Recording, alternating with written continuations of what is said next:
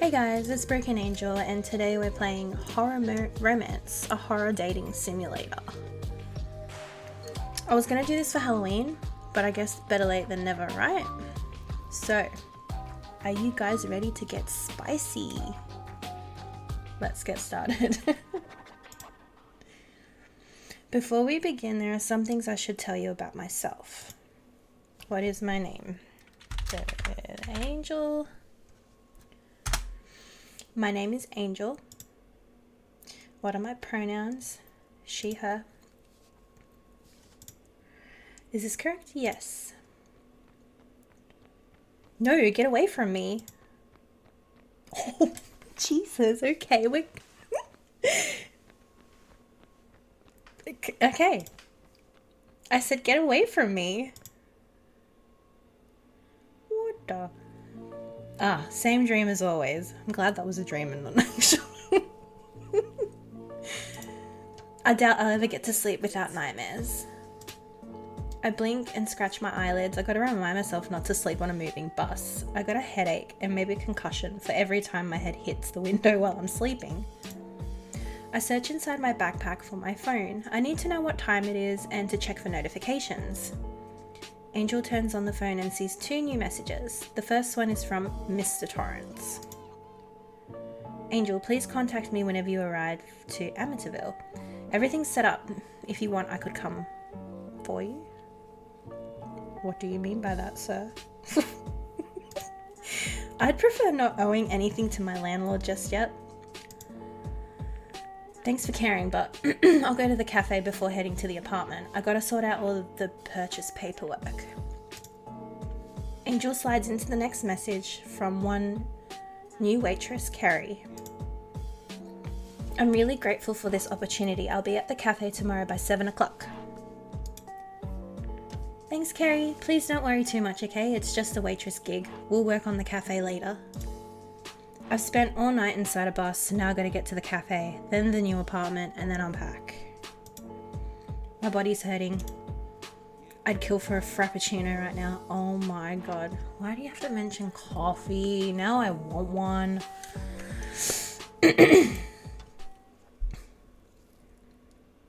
The old owner finally retired after signing a never-ending contract to buy a new cafe. I've been behind bars for the last few years and I've gone through many jobs, saving to finally get my own business. And finally, now that I'm a new owner, I feel happy, I guess. Quite accomplished after all I've worked for these past few years. Can my voice work, please? Having a business will definitely make things better. I stopped distracting and grabbed my suitcases to go home. I choose to get home after a tiring day. I still can't believe I'm here, so far away from my old home, away from my mum, and far away from my stepdad. Just remembering makes me have a stomach ache. Sometimes I wonder if killing him was really worth it. Far out, okay. Depends what he did.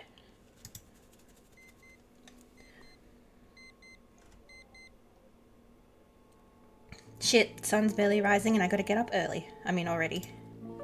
I get out of bed questioning my life choices. After a bit, I get up and go to my small kitchen. I open up the fridge, just a few things I got last night to eat. I've got to do some actual grocery shopping. I take a few cheese slices and some butter. I'll make a light breakfast to go to work.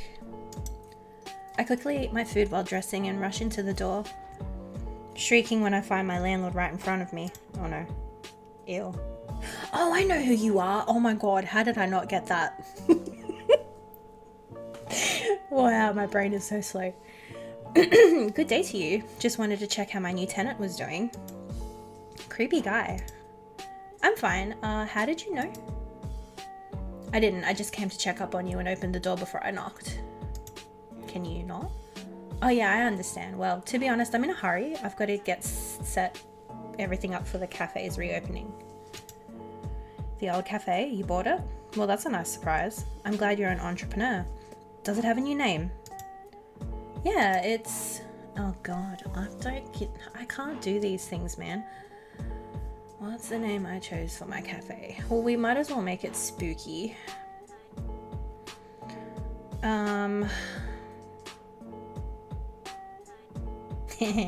on.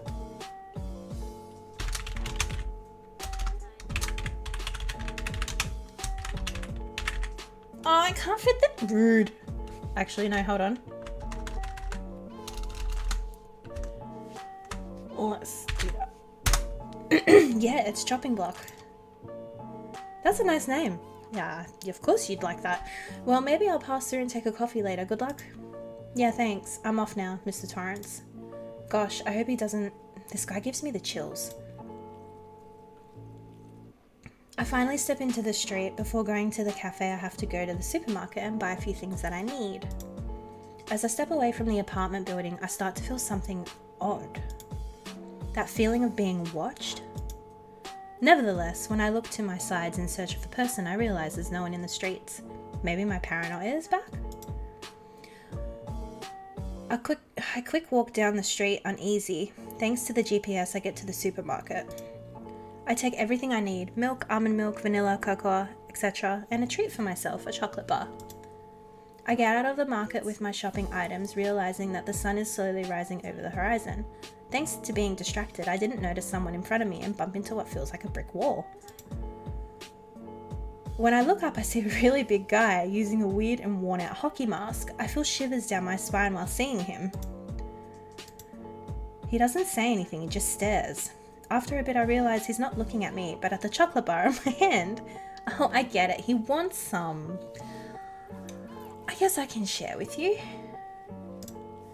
I left my bags on the floor. I get up with both of my hands. I break the chocolate bar in two. Here, sharing won't kill me. The guy tilts his head looking at the chocolate for a few seconds. He accepts it and proceeds to move his hands in a paused and gentle manner. I'm surprised when I notice he's mute and quickly realize what he's saying. It's sign language. I then move my hand to answer, "You're welcome." One of the many things I learned in prison thanks to the free time, now I'm glad I learned it, in a way. Finally, I grab my things and leave the big guy behind. Bye, Jason. I get to the cafe and find someone at the doorstep. For her appearance, I knew it was my new waitress, Carrie. Oh, you must be Angel. I'm sorry. I got here too early. Should I come back later or... Don't worry. Actually, it's quite convenient. I have to set everything up and cleaning was going to take a long time. Could you take care of that? Yeah, right away. Carrie quickly stepped inside as I opened the door. I told her where the cleaning tools were while I went behind the bar, setting the groceries up.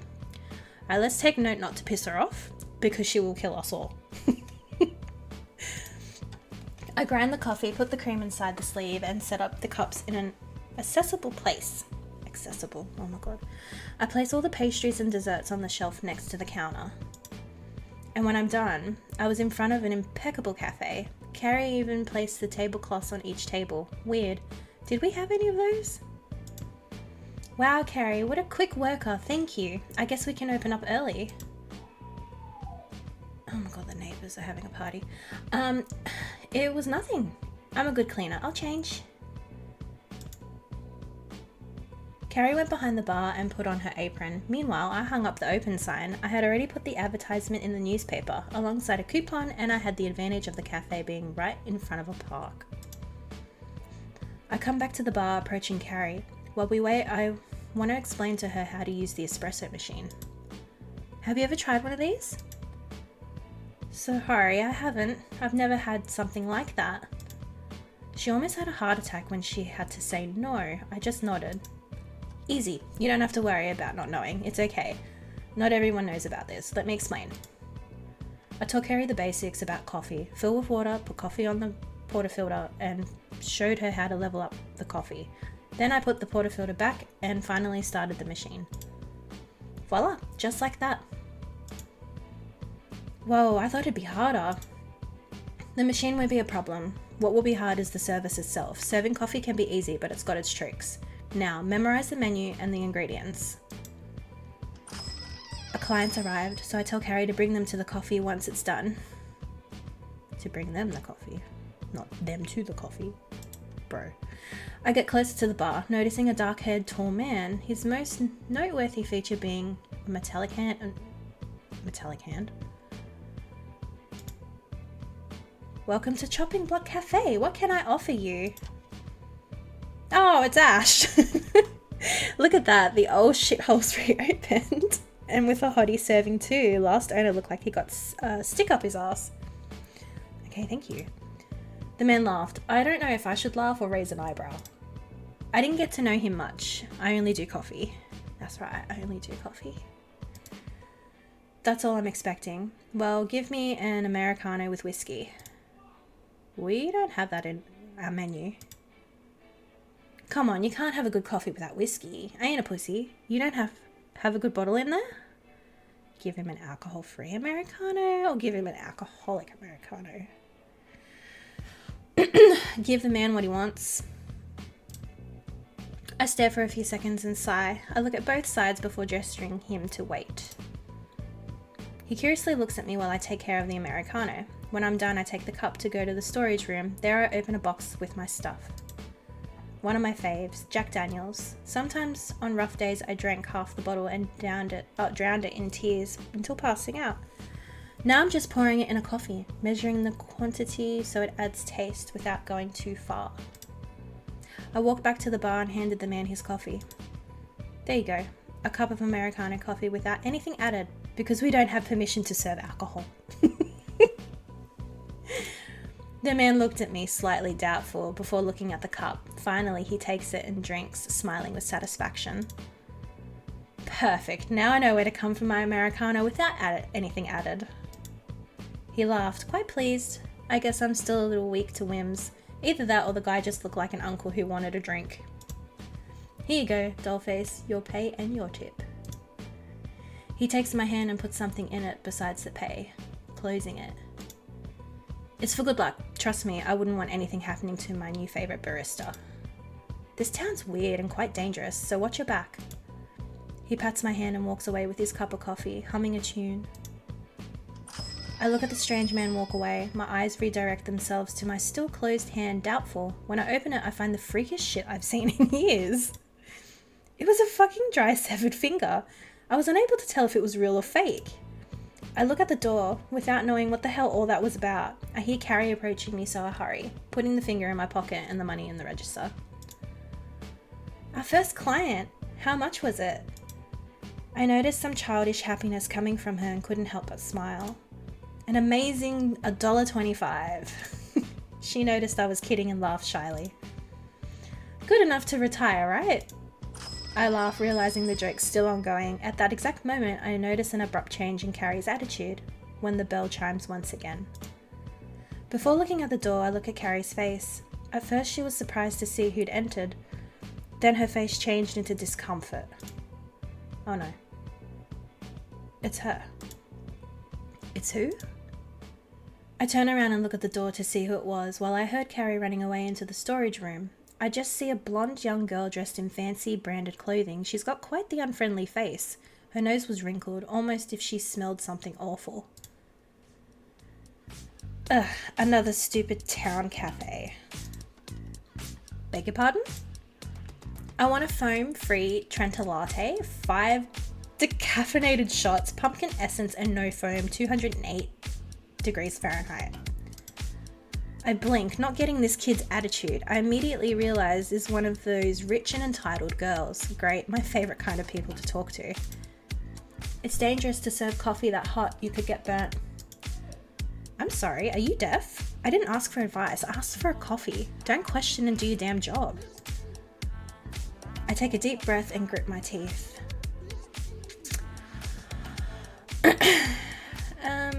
I'm going to decline and ask her to leave. I'm sorry, we don't have that on the menu and it's irresponsible to make coffee at that temperature.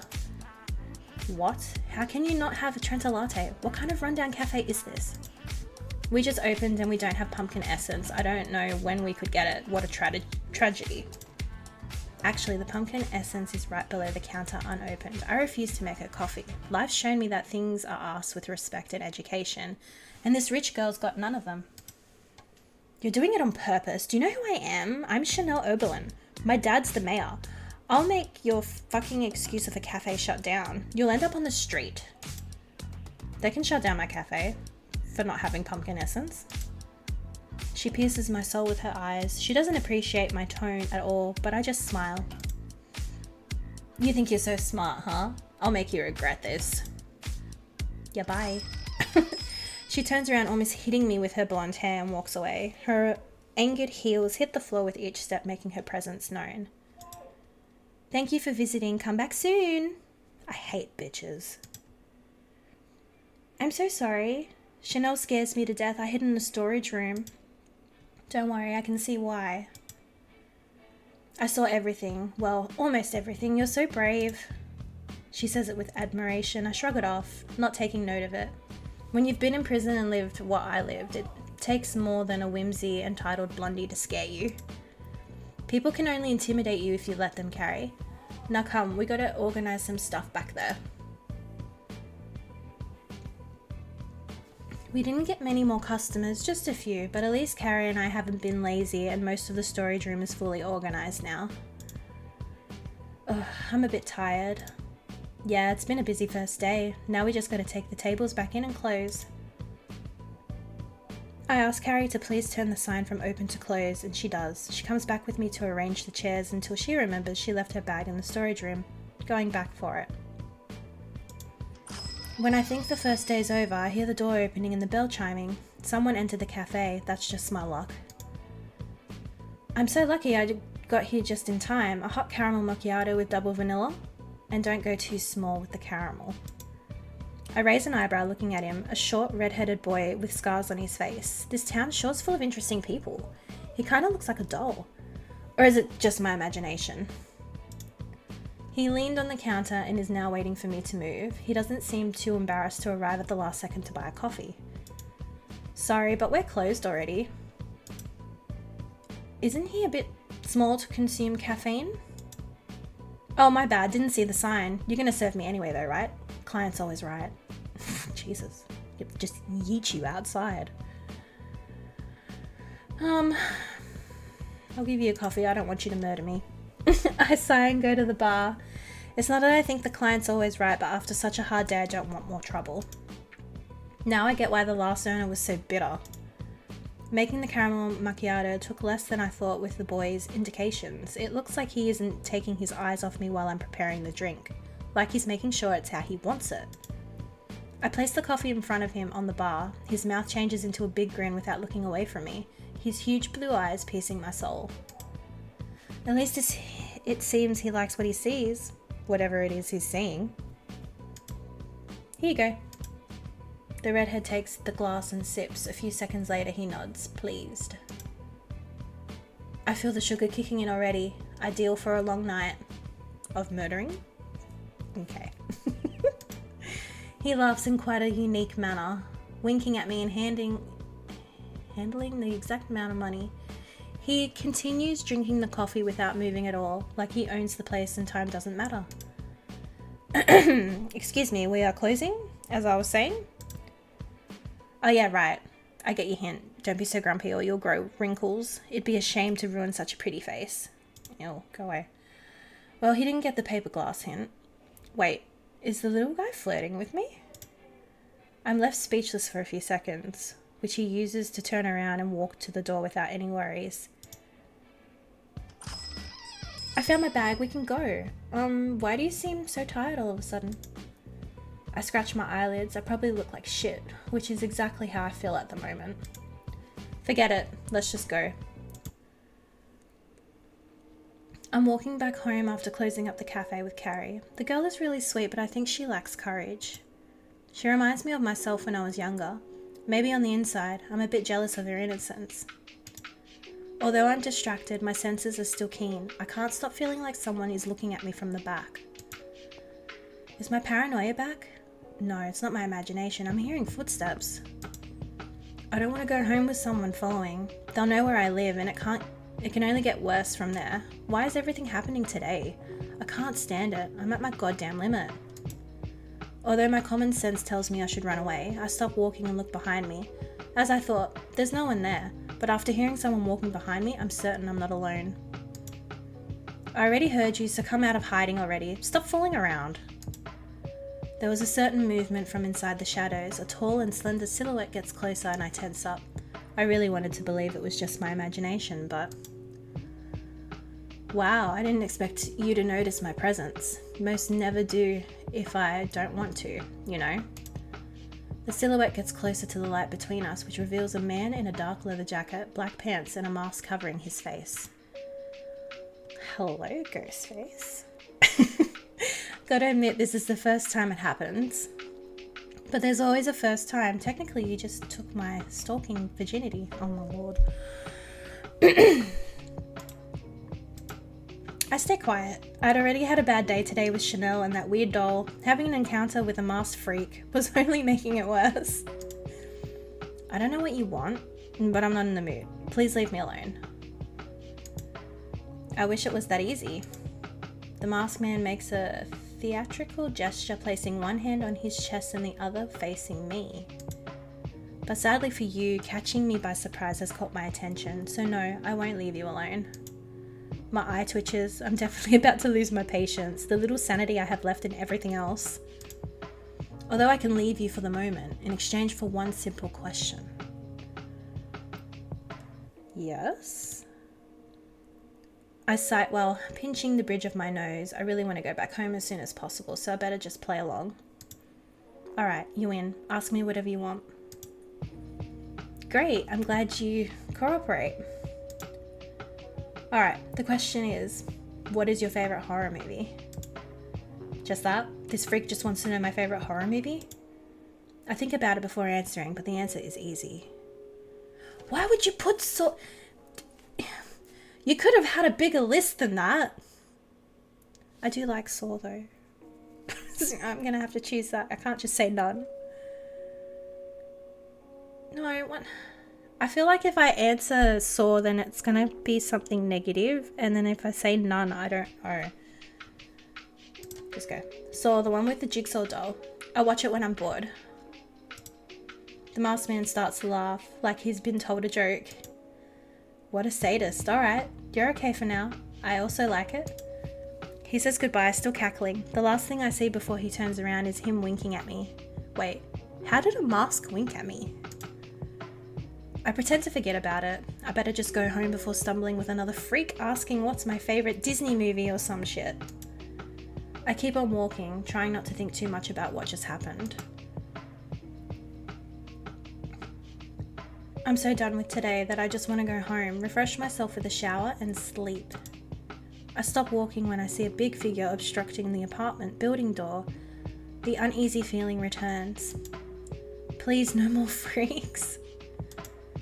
Either way, when I realise he's smoking right beside my window, the doubts turn into anger. If I was already having a shit day, this was truly going to make me snap.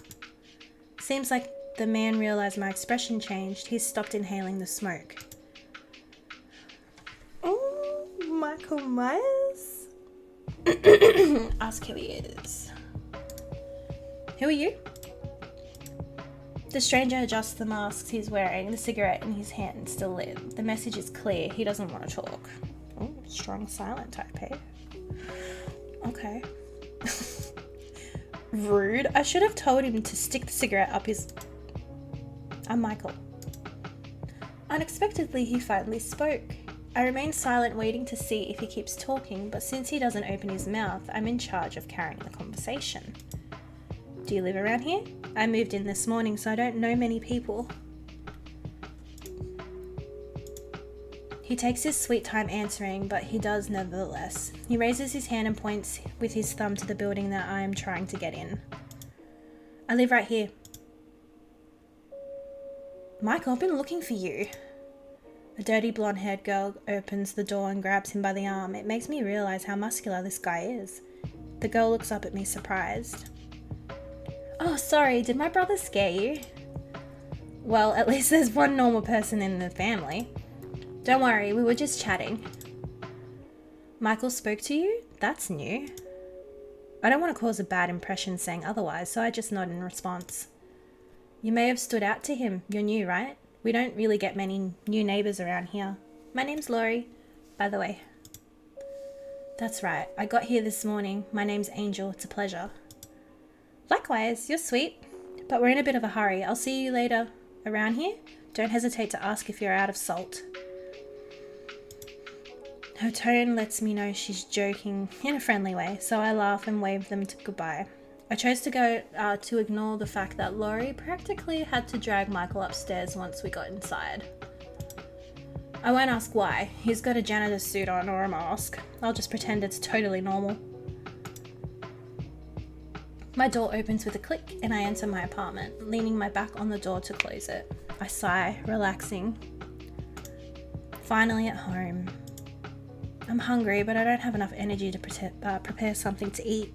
I go to the kitchen and grab some cookies I bought, heading to my room and throwing myself on my bed.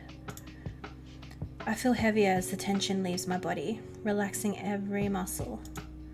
What an absurdly stressful day. What kind of madmen live around here? It's like a cheap movie. I eat some cookies and fall asleep as soon as I take my pants off in bed. I open my eyes, looking around startled. I can't recognize where I am, but it's cold. I hear strange metallic sounds from a place out of view. I get up from the ground, scanning my surroundings. I must be dreaming. I start to walk around the place. I can feel the cold, rusty metal under my feet. This feels too real. I start to doubt if this is actually a dream. Maybe it's not a dream after all. I can hear a small girl humming in the distance. I can feel shivers down my spine, but I don't feel the fear I should. I search for the voice's origin but can't seem to find it. Instead, now I'm hearing a deep, raspy laugh. The cackling feels closer. No, this is a dream. I know it is. I can't just suddenly appear somewhere so horrifying. I can hear steps getting closer and the scraping of two metal objects growing closer. Wake up or defend myself? Let's go, wake up. I manage to startle myself up, cold sweat running down my face. I look at the ceiling and let out a deep sigh. A groan leaves my mouth as I pinch the bridge of my nose. Not even a fucking night of sleep. I groan again, shifting positions. Only thing left to do is try to sleep again. But instead my body moves forward and sits up instinctively. I heard a laugh, the same as my dreams. Oh, hello. Oh, that makes sense. A horrifying man is standing in front of my bed. His scorched face looks at me, grinning. He plays with his glove with long, sharp blades at the end of each finger, all colliding with each other. You're right. Let's take a nap, shall we? The last thing I see is the shiny steel of his glove's daggers, forming a perfect arch in the air before piercing my chest. Did you... What? No, I don't want that ending. Excuse me. I wanted to pursue Ghostface. What is this?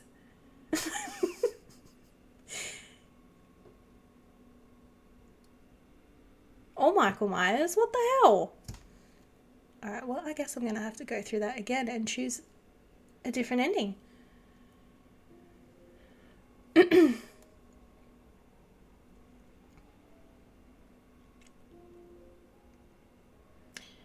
I will do that another time though. So if you guys want me to go through all the endings, please leave a comment below. Thank you guys for watching. If you liked it, please leave a like and subscribe. And I'll see you guys in the next video. Thank you. Bye.